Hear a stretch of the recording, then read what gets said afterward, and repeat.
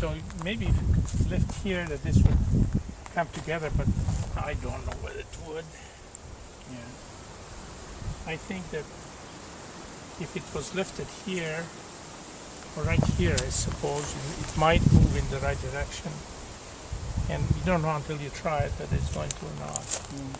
What I did is that I lifted both limbs up again, and then I found something. I realized after it was lifted up that this thing was still, the whole set of limbs were twisted this way toward the back. So I put I wedged in a piece of wood there. At a far angle like this, so there's leeway to actually for it to move. And then found this table and put a piece of it's a piece of I forget exactly what kind of wood this is, but it has a surface on it. Yeah. And it actually slipped on that pretty well. And presently it's wedged in there. I pushed it by hand on that and got it to twist. But now I found out that all it's doing is it's too far out, it's too far toward us, and it's not settling back into where it's supposed to be.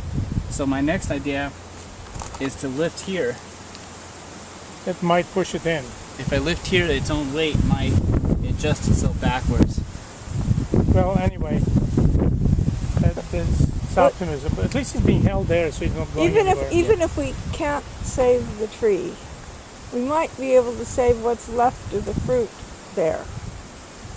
Well, The nursery guy said that the fruit might still ripen even the way things are now. Yeah, it'll be small, but well, even if it just gets ripe and small, I don't care. You can eat ripe small apples too. this may not survive, but I believe that side is going to be all right. Well, I'm seeing some cracky places here in the bark, so it is looking it's going to break off, but there's a lot of pruning that can be done on that to lessen the weight. And there's a possibility by heavy pruning and maybe even delaying harvest for a year, it could grow back. well, we'd have to do, when it gets dormant, prune it way back and. Yeah, because I might hurt it too bad if I pruned it right now. But I at least want to take some of the weight off. Yeah. Well, eventually we have to paint that stuff with the tar because, Yeah, I think painting the tar on something that's going to match together, it's probably going to prevent it from growing. I think that's the main reason why you don't want to do that. If we end up having to take this off, yes, it would be very good to seal that up because you could tell right here. well, it's already decaying. It was already splitting. Yeah, well, that's the problem. And if the bugs and the decay and everything gets in there, nothing's going to make it. So, when you get it as together as you can get it, then you got to seal the edges that are left. Yeah, definitely. As best you can.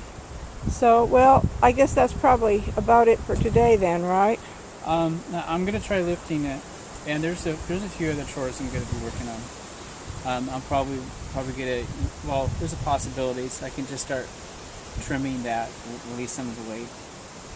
There's also some wood over there I need to get. Are you going to be trying to lift that other branch off the ground a little bit? Yeah, I could work on that too. I mean, even if it's off the ground a little bit, it'll help because then all the fruit and everything won't be acting as a bridge for all the little buggies. Right, yeah. So. Yeah, I could work on that too. Yeah, I'm not very optimistic, but I can definitely work on it. Okay. All right then, we'll sign off.